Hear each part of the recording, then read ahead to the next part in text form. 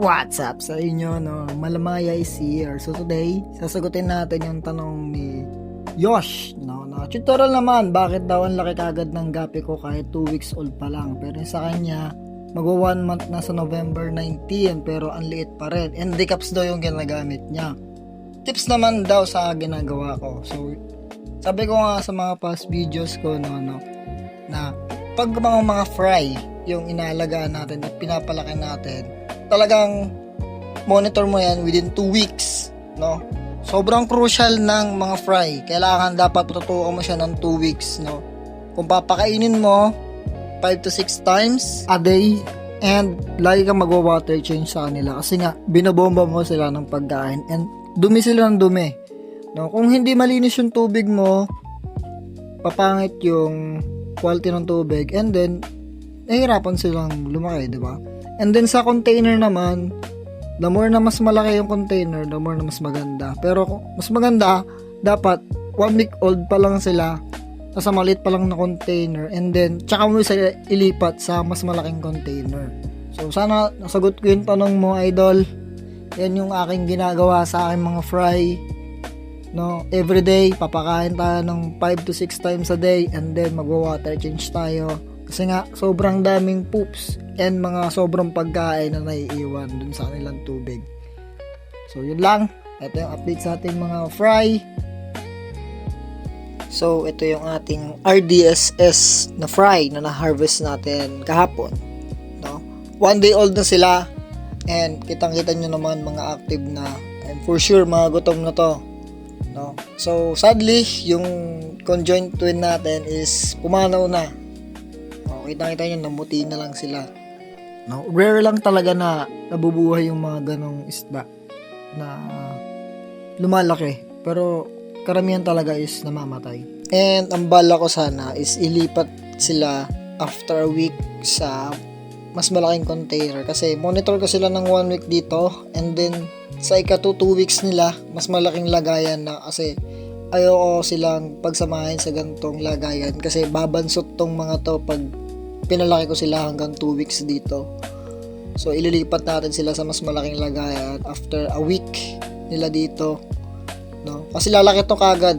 Kasi bubombahin natin to ng pagkain, guys. And then, yun nga, sabi ko, diba? Water change tayo na mag-water change. So, yun. No? Ito nga pala yung update sa ating na quarantine. No? Day 5 niya na, guys. No, kitang-kita nyo, kakapart lang natin and may box pa ng asin sa baba niya. Yan. Kitang-kita nyo, di ba? Active na siya.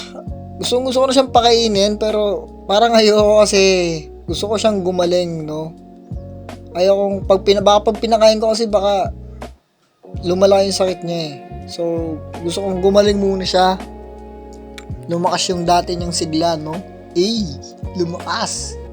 And nasabi ko rin sa last video na 2 weeks siya dito sa quarantine tank. No? Para pag binalik natin siya sa community tank natin is wala na siyang sakit. No? Talagang hindi niya nabitbit yung sakit na dadala niya. And hopefully, papagaling natin tong ating acre natin kasi bala ko rin siyang gawing breeder. No? Kasi sobrang ganda ng pattern niya, guys. Pulang-pula.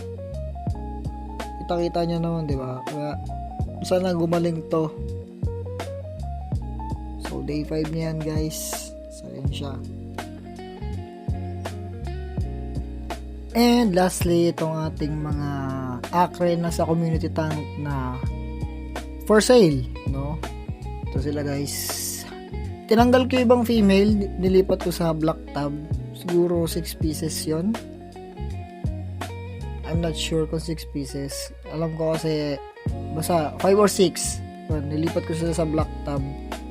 Kasi medyo crowded na dito sa blue tab natin eh. So yan sila, guys. Kaya nakita nyo, diba?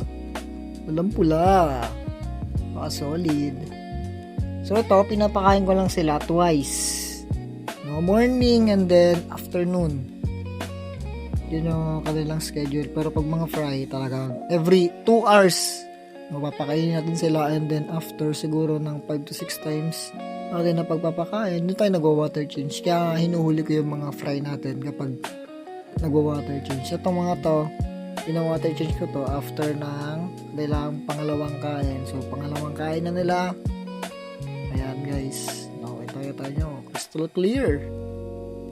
Napakalino ng tubig natin, no? And sa may gusto ng mga akra natin, no, pwede nyo kayo message, no? Or kung gusto nyo pag-swap ng ibang strain ng ang isda, no, pwede naman.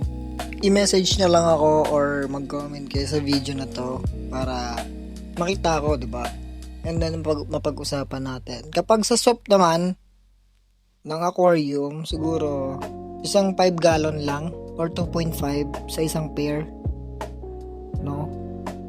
Kasi kinakailangan ko ng aquarium man. Wala na akong malagyan ng aking mga isda. So, kung may aquarium kayo, pwede yung swap nyo sa isda ko, no? And kayo na rin may mili kung gusto nyo pumunta dito, guys. Dito lang naman ako sa Palmere. Kung gusto nyo pumunta, message nyo ako. So, yun lang. Malamaya is out. Fish out.